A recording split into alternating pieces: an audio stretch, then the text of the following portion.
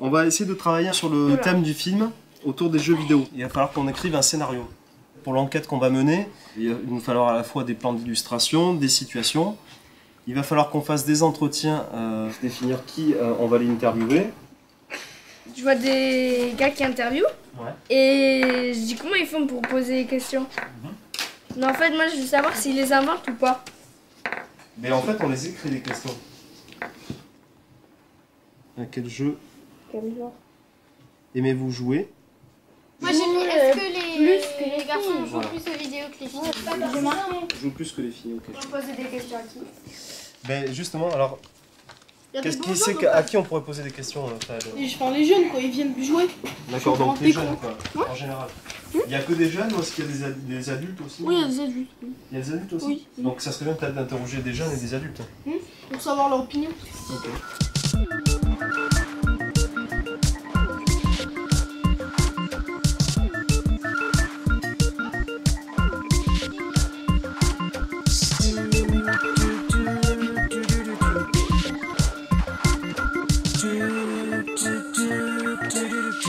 À quel genre de jeu aimez-vous jouer?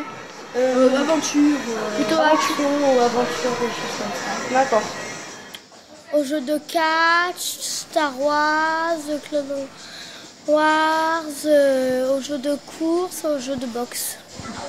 Moi je joue pas aux jeux vidéo. Plutôt pour Mathias. Plutôt jeux de foot, enfin sport plutôt.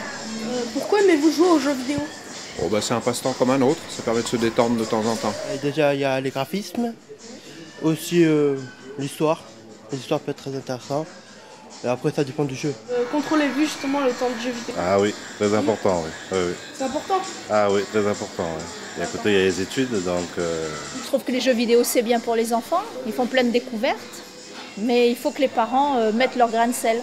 Toutes ces expériences que l'on vit dans les jeux vidéo sont finalement raccrochées à ce que l'on vit à l'intérieur de nos familles.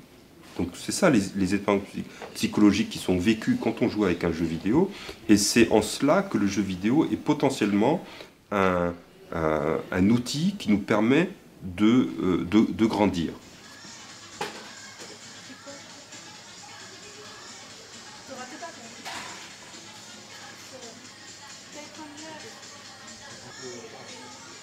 Ce qui peut pousser quelqu'un à jouer beaucoup ou trop aux jeux vidéo, c'est toujours des éléments de souffrance personnelle. C'est-à-dire que dans ces cas-là, le jeu vidéo n'est plus une fenêtre qui ouvre sur le monde et qui ouvre sur des relations avec les autres. Ça devient juste un écran qui se ternit et qui nous empêche de rentrer en relation non seulement avec les autres, ce qui est déjà un peu problématique, mais surtout avec soi-même. Ah mais on cherche quoi déjà? Game. Ah, mais tu l'as là. Il n'y a pas de E à game. Zéro. Création de jeux vidéo. La guépière. 61 59. Marche pas bien ce haut-parleur. Et tu dis pas je vais acheter un jeu. Bonjour, voilà. C'était pour, je me présente, je m'appelle Vesline, j'ai 12 ans, je viens de la MJC-CL2V de Bordeaux-Codéran. Donc en fait je suis en stage vidéo. Donc on fait une réalisation sur le jeu vidéo. Donc c'est pour demander si lundi avec un réalisateur, avec un animateur et des enfants de la MJC on pourrait venir...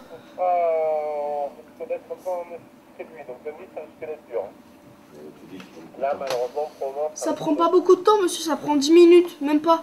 C'est juste parce qu'on fait un reportage sur les jeux vidéo. Donc ça prendra même pas 15 minutes. S'il vous plaît. Éventuellement, alors si ça prend pas longtemps, ouais, vous pouvez passer. Merci.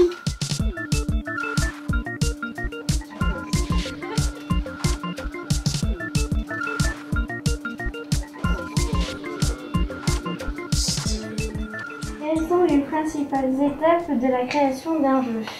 On va produire ce qu'on appelle un game concept, qui va donc définir le périmètre du jeu, c'est-à-dire le nombre de niveaux qu'il va y avoir, le nombre de personnages, le nombre d'interactions, le nombre d'actions que va pouvoir faire le joueur dans le jeu. Une fois que tout ça est totalement défini, on fait un game design, et ce document va servir de bible, de référence à l'ensemble des membres de l'équipe. Et en fait, on va donc soumettre le jeu à une batterie de joueurs qui vont jouer au jeu et qui vont relever les différents problèmes, les dysfonctionnements, les bugs ou les améliorations qu'on peut faire. Mon métier consiste à donner vie aux personnages qui sont dans les jeux vidéo. Alors, en les faisant marcher, se déplacer, sauter. Donc on fait une bibliothèque d'animes qui correspond un petit peu aux actions du joueur. Je suis chargé de la création des décors. Alors ça va être de l'aspect graphique, c'est-à-dire simplement construire le visuel, et également toute la partie gameplay, c'est-à-dire en fait ce que va rencontrer le joueur en termes d'interaction, c'est-à-dire ça peut être placer simplement des sauts, des obstacles, placer des objectifs, et également par exemple des ennemis. Voilà. Mon métier consiste à faire en sorte que le jeu soit interactif, c'est-à-dire j'utilise tout ce qui est produit par les animateurs, par les graphistes, et j'élabore des algorithmes pour faire en sorte que quand on utilise le pad, il se passe quelque chose à l'écran et ce sont les bonnes actions qui se produisent. Combien coûte la fabrication d'un jeu ? Alors la fabrication d'un jeu coûte en fonction du temps qu'on y consacre entre 1 million et 50 millions d'euros.